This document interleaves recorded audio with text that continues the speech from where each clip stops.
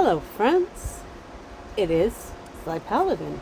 And, boy, it's been a minute, I'll tell you what. And there's a variety of reasons for that, starting with Armor Monk, my other half, managed to break his leg and ended up in the hospital, had to have surgery, and then so that disrupted everybody. And my Xbox lives in the living room, which is where I'm normally at on the couch. I sleep here. It's just easier on my ankle, but for the same reasons that I'm usually here, he needed to be here while he was healing, so I relocated to a different room away from the Xbox, couldn't get to it. And then, other things, but eventually the Xbox decided it had had enough, and it isn't really functional anymore, unfortunately, which meant that I lost the entire build with the Xbox. And I'm not saying that it's unrecoverable, but when the Xbox started making those noises and doing that unhappiness that it was up to, I sort of took that as an opportunity to reboot the build with a little more thought going into a bunch of different things. And so the first place I started actually was with the seed itself. I started looking through Chunk Base, which we'll see in a minute, and looking for a very specific starting area. One that had a little bit of hills to give me material to use to build up the platform and for the, flooring, certain villages nearby, different biomes. And this particular seed, which is 12, just 1, 2, really fit the bill in a lot of ways. I mean, one of the things that was really cool about this one is there is a woodland mansion very close.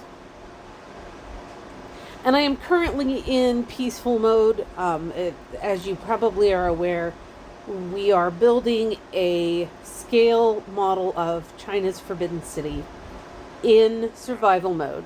And sometimes I go into, I enable hostile mobs and stuff. But sometimes I don't. And so right now we're in one of the it's off modes. But this is the village that's sort of in the middle of the area that I've picked. And of course I have gone absolutely crazy with the proliferation of librarians, because I have not yet at this point gotten my full gear set together. And so you'll see there are different flags on each of the cells, and that just denotes if I think they're worth bothering with or not, because I just wanted something quick and easy to label them. And there's a couple of other villages where I have the same thing going on. Green means, they have something I might use while building up the suit, but not critical. Red means nothing in here that I need, and then blue are the ones that have the good stuff, the ones that I always like, because, I want to have a pair of pickaxes, one that does fortune, one that does silk touch, both of them need mending, etc., etc. All of my armor has fire protection, that sort of thing. But I've been having a heck of a time getting mending. As you probably are aware, it's a really tricky one to convince your villagers to actually produce. And and I forgot to grab some of the books because I'm going to go to a different location. One of the things that has been suggested, or was suggested on the various websites that I looked on, was that a swamp biome would be ideal. And so we're going to make a run to a nearby swamp biome and see if we can't get what we need from that. So we're going to grab the bookshelves from that village, and of course anything related to books or making books, because that's sort of the big obsession, right? So what are we doing? Oh, brain dead. So there are the banners, incidentally, that I use to mark them, and just some other trading materials for the new location, I think. Right. But so this is the village, and I've mostly flattened a lot of it by now, and have just moved them all into the underground area because this is close to the middle-ish, okay, the middle of the top left quarter. So here's Chunk Base, incidentally. You can see the spawning part. That's the village we're at right now. Come on, pick it up. There you go. And we want to get that bright green color, which is the swamps. And I want a village that's close to that so that I don't have to import a bunch of villagers to be a swamp. So we're going to go with this one right here. What I like to do is run overland to the location, and then I'll build my new nether portal wherever that is. So we're starting off, this is my spawn in location, or just adjacent to it, and I'm going to be moving some stuff back eventually, but you know, this is just where I have storage, my little pet Happy Ghast because it's adorable. You know, stuff that's growing. I have all the different types of trees, cattle, because of course I need a lot of cattle for the books. And at some point in the near future, we're going to play a game called How Many Cows is Too Many Cows? And in that game, I'm going to just continually breed those cows, and we'll keep a running tally of how many cows I can jam into that fenced-in space before my tablet starts having fits. And I have to kill them so it stops glitching out on me. You know, so we'll see. But anyways, we have the coordinates of the village. It's like, I want to say 900 and 1,000 top and left, which I think puts us at negative. Yeah, that's negative. The coordinate system on this is not intuitive to me, and so I get turned around and upside down pretty routinely because I'm like, wait a minute, if I go south, it gets more positive. Like I spend a lot of time trying to figure out how we got to this point. So, you know, whatever. Anyways, so here's our little jog overland, and this is kind of more examples of the things that I picked about this location, because we've got these flower areas with a lot of different flowers. There's a lot of good resources really nearby to this spawn-in point. Yeah, so that was like where I started with the what am I going to do different on this particular build. Another part that I picked up, you know, was that the original was a little narrow. It was 1,000 units by 500 units.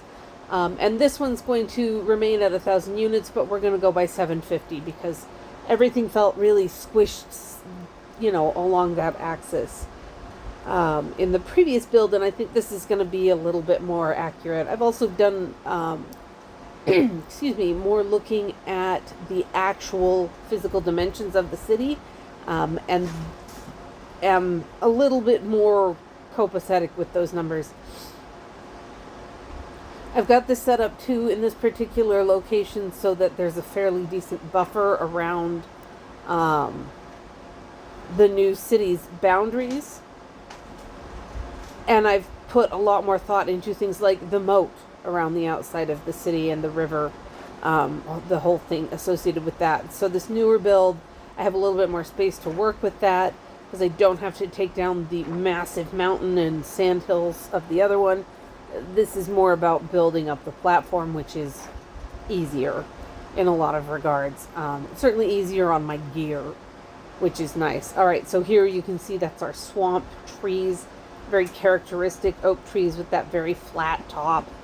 And lots of the vines coming down, so we know we're in swamp biome. There's some lily pads. And now we just got to find us a village. Frogs, excellent, because I'm going to want a lot more frogs at some point in the very near future so that we can have our frog lights, which is important. I love the fireflies, one of my favorite things. It really keeps with the themes of Minecraft in a lot of regards, because a lot of the animals that get introduced, like the axolotls or the bees, or what's the other one that was really, the armadillo. You know, they're usually animals that are facing a more elevated amount of pressure that is causing them to be in decline. And there's the village. Awesome. And it is just right on the edge. Like, it's right next to the swamp. So it's going to be pretty easy to build a big dormitory off over in the swamp and bring, you know, villagers over. They'll migrate over there pretty easily once I put in, you know, the appropriate accoutrements. So now, of course, we're just going to start putting up torches to make it so that eventually, which is something I want to do, eventually I can turn the hostile mobs back on without losing the entire village.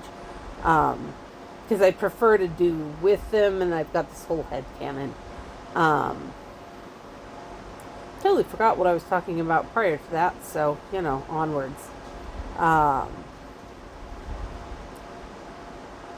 Yeah. Right, other changes, I think I was talking about other changes I made to just this whole build. So, like, we're going to have a decent moat, and I actually looked up all the dimensions for things like the moat and the outer walls and what they were built of and sort of the shapes. Oh, that's right, the animals, that was where I was going, is a lot of them are endangered. And fireflies actually are also threatened in a lot of locations. So it was really appropriate when they put the fireflies in. Also, they're just really pretty, right?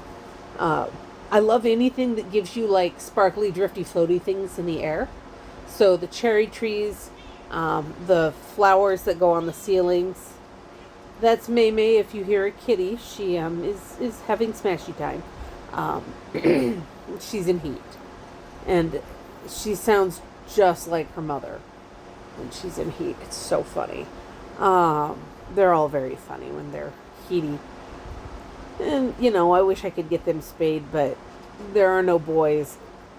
So the risks are minimal, and, you know, they're not out there having a bunch of babies. So I figure we're doing okay. Ooh, frogs. So, you know, I always get very thematic when I do these builds, and I want everything to be, I love the grid system. It really works with me. And, we're just going to build a big lodge and have, you know, a bunch of the librarian stations. I can't remember the name off the top. Book stands. And a bunch of beds. And then I'll set up some good additional wheat farming operations, because that's the most effective at getting, you know, the villager population to build up quickly. So we're going to build this up. In terms of other things that I've changed about this particular build of the Forbidden City, I realized that using nether brick was in error. It is not the right shade of red. And it turns out, as I'm learning, crimson nether brick is actually a bigger pain in the neck to obtain, because you have to grow or find the nether wart, which of course there's never all that much of it to find, so you have to grow it, and it is a pain in the neck to grow for a bunch of different reasons, up to and including you can't use bone meal to make it grow faster, so you have to wait.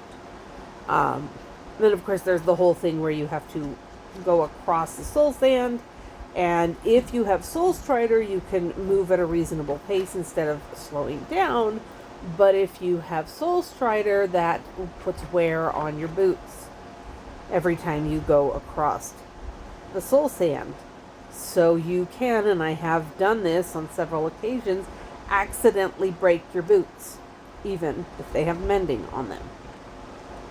So, you know, I figured that given those facts, that it was a better color and genuinely harder to obtain, it was more appropriate for this particular build. Because as I've mentioned before, we are, you know, trying to be true to the spirit of the place, as well as the physical and visual details available. Of course, since this is going to be one of my library areas, I'm going to want a whole bunch and I do mean a whole bunch, of sugarcane growing. So I'm going to be, over time building up a really solid sugarcane field. So we've sort of jumped a little bit forward in time. Still working on building the dormitory, but it's getting more laid out. We have a better idea of how the dimensions are going to go with this one. And I actually really like the way this building comes out eventually. It's, it's a pain, but it's worth it. Because it's this nice, really enclosed, relatively safe if they would stop leaving the doors open at night. And the creepers get in, and then they blow up part of the walkway, which is annoying. Hate creepers. Excuse me. All right. I know there were a couple of other things I wanted to touch on. If I could remember them, it would be fantastic. But what's funny is this particular village actually ends up being really useful on a variety of different levels, which is nice, But I need a lot of wood for this particular build. So, I've got the oak for the first floor, and then for the upper floor I'll probably go with spruce, because spruce is easier to grow in bulk. But, there's a whole bunch of infrastructure that has to sort of come into being for the build, and that includes, of course, lots of bone meal so that I can grow more oak trees. And lots of light, because, of course, with the light, I was so happy to see these frogs. Especially since I finally learned... Okay, so when I was first early playing this game, I don't like to look up how the game works if I can avoid it, because I like to figure out the rules of the system. So, like, is this particular plant able to be grown using bone meal or not? I'm going to test it rather than look it up most of the time. Although sometimes I do look stuff up if I'm stumped or I'm just like, I can't figure this one out. And in this case, I was like, yay, there's some kelp forest over here. And I'm always careful to leave the last one there because I don't want to wipe out the forest. It's a nice renewable resource. Kelp is amazing. Like in real life as well as in the game. But it does take kind of a lot, and I don't have this thing set up to be automatic yet. So it's kind of a pain in the neck. I'm probably not going to spend a lot of time doing this, especially not when I know I have blocks of bone meal back in my main base. But overall, I think that this was actually really a good thing in the long run. I now have it on my tablet, which is a lot easier for me to back up on. And I've paired an Xbox remote with my tablet since it's not working on the Xbox anymore. And so there honestly isn't a whole lot of difference for me. The big change, of course, is that it used to be I would have the games going on my Xbox, watch videos on the tablet. Now, and the phone just kind of was proximal. Now I'm playing the game on the tablet and watching videos on the phone. So, the only thing I've lost is Skyrim, and I'm super frustrated with this, and if anybody has a solution to this particular problem, I would be incredibly grateful. We may have to discuss a thank you gift if you can figure this one out, because I'm sort of devastated. So I have Skyrim on my Xbox, but said Xbox is offline right now. When said Xbox went offline, and that's sort of my favorite system because Halo and a couple of other games that I really like are on it.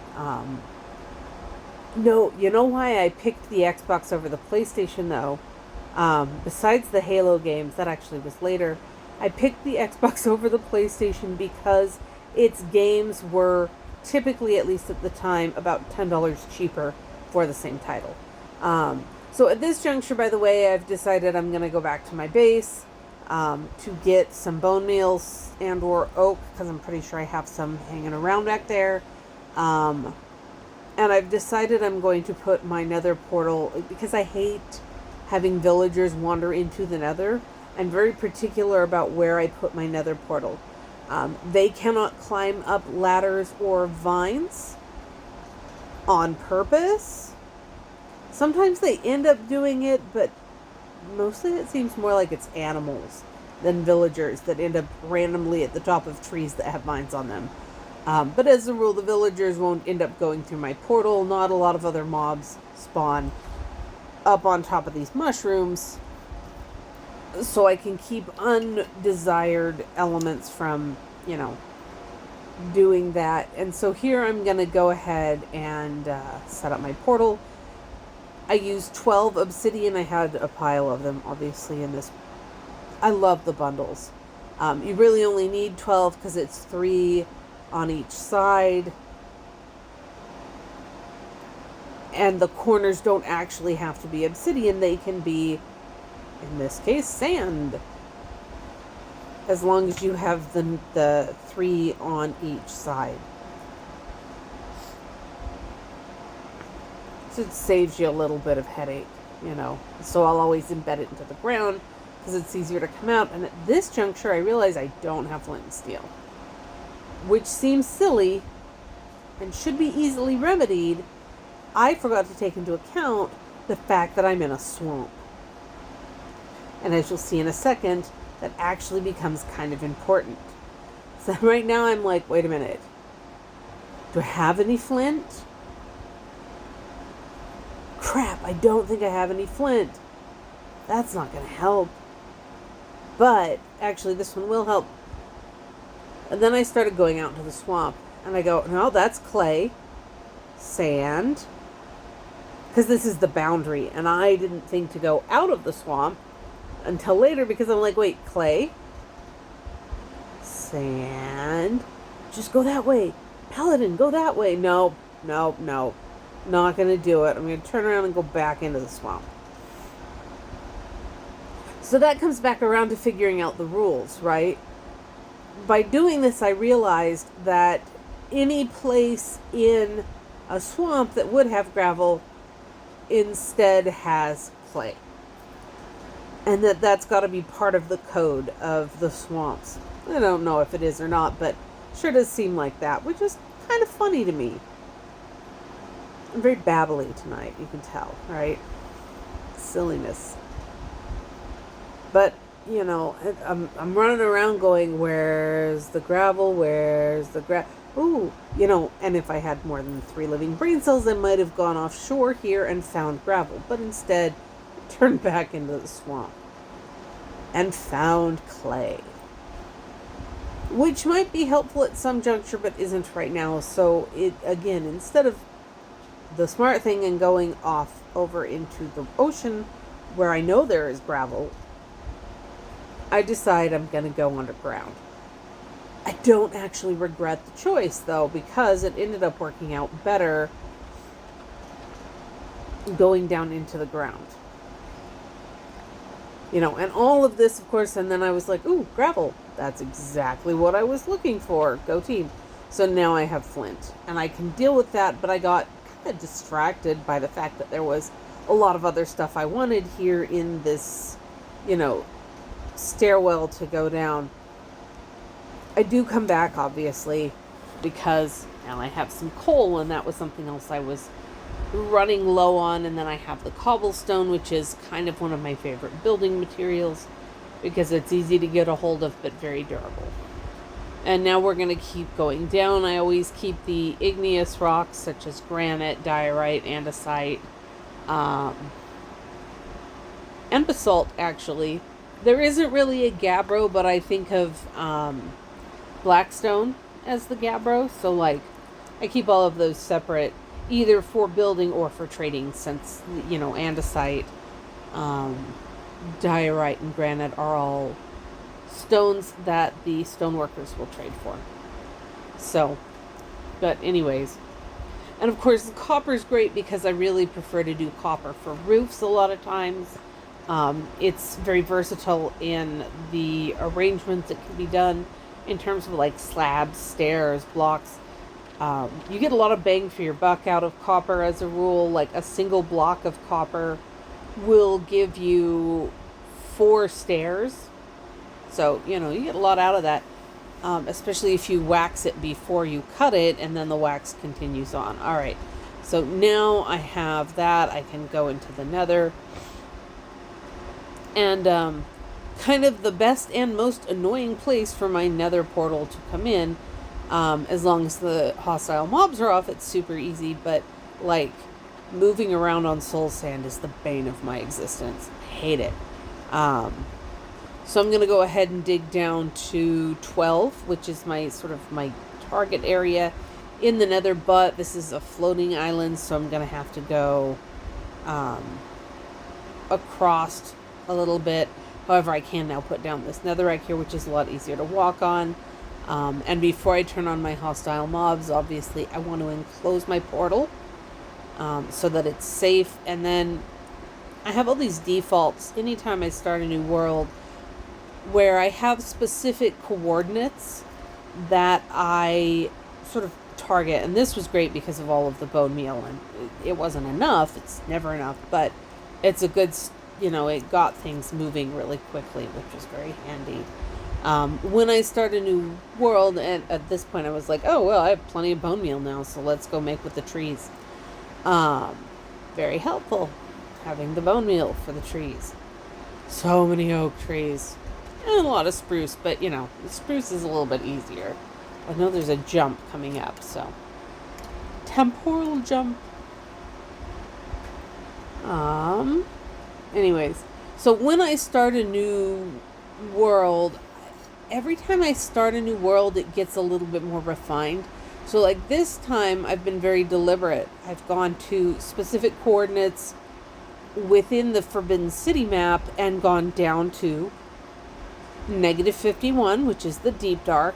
And then I connect, you know, I have certain azimuths. So like on the 0, on the... So you go straight out along any given 0 and you just grid things out. So I have one at, you know, 0 going through to 750 across the top.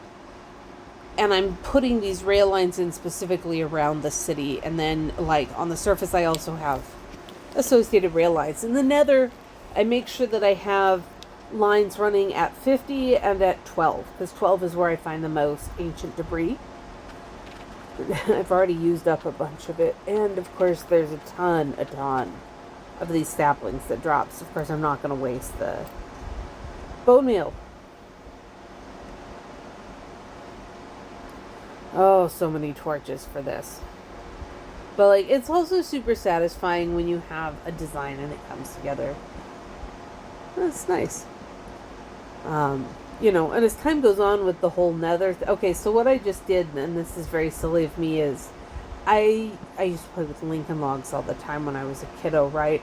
And so you'd have, on the corners, you'd have one going X direction, one going Y direction, one going X direction, Y direction. I always try and make that work with the logs in my builds like this.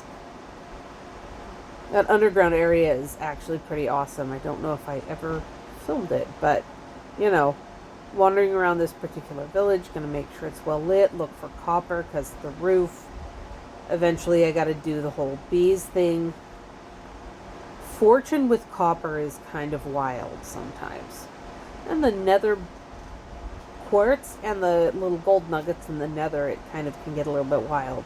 You know, one of my other obsessions here is showing itself. I really like to have the villages set up so that there's a comfortable and natural flow for the villagers and kind of the layout of things. So I like to have a grid work of paths and just a lot of different silly things. Hopefully my headset didn't pick up me tilting my head because it sounded like it did, but I never know.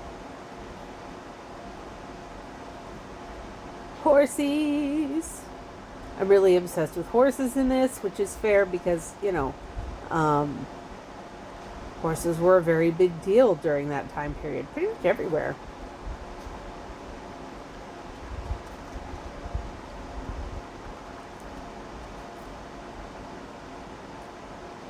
I'm not real stoked on having potatoes growing here. I tend to like monocultures because this was another one of those things I had to figure out on my own. Could have looked up but didn't. The crop that a villager farmer plants, spruce trees. So right now what I'm doing is getting multiple spruce saplings together so I can make one of the big ones. Because that's how you get certain trees to grow at all and other trees to grow in this sort of way is a 4x4 grid. So jungle trees, if you do a 4x4 grid, you get those huge ones. Spruce trees, you can get those giant old growth spruces that look like the giant sequoias. I think that's what they were meant to sort of suggest. The pale oak and the dark oak will only grow in a 4x4 configuration, which is annoying. But also kind of helpful because every time you grow one, and this is so annoying because I could not see the glass particularly at all, and the water was not showing up well. And then I changed my texture pack a little bit later, and it's much more visible at this juncture. Oh, brain dead again. But like, then I realized I wanted the clay, but I also wanted the clay visible underneath the glass walkway, so there's, a balance there. Oh, but the rule regarding farmers, boy, So I tilted my head wrong, and my headset decided to stop recording, so there's a little bit of a jag here. But in terms of the farmers, so the farmer villagers will plant whatever seeds they receive. And so if you're in a situation where they already have a plot of potatoes, they will go out when the potatoes are ripe, they will harvest them. That will give them more potatoes, which they will plant. So if you want to have, your farmers growing more than just one crop, you have to give them a sizable separation between the two plots and groups of farmers. Otherwise, eventually one crop will take over everything. And it can be really chaotic and confusing until that happens. So in a lot of my villages, I just tend to have only one crop, wheat, because it's the best for growing the village size. And sort of the most ideal for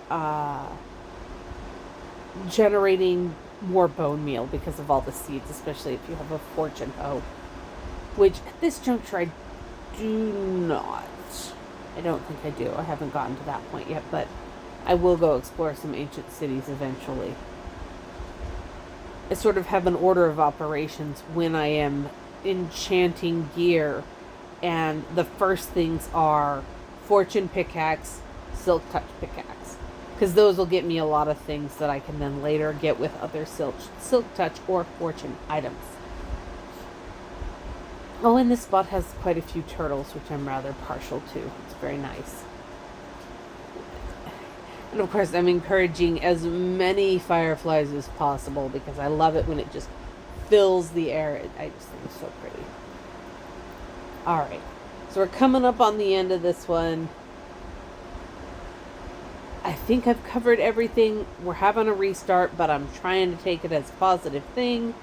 I'm hoping to get mending sold by the villagers in this new village based on the fact that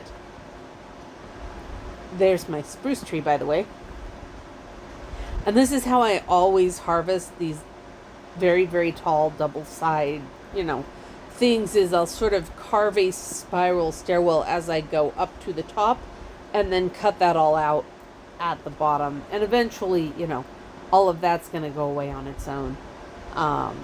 Using bricks, obviously, down here. I know there was a little bit of a jump.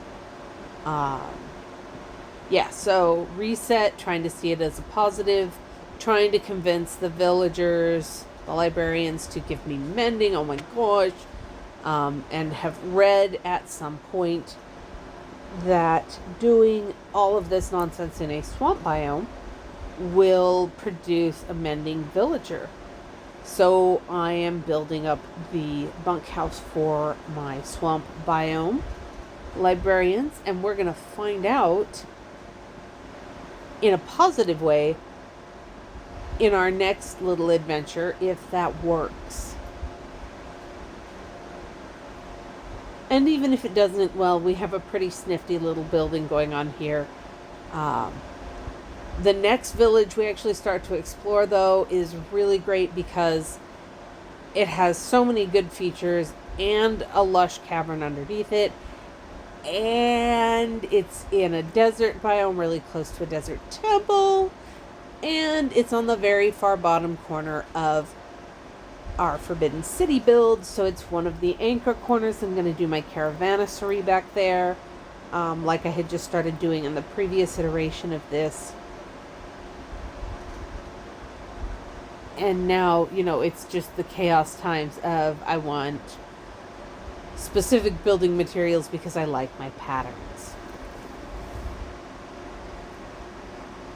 So, does this work to give us mending?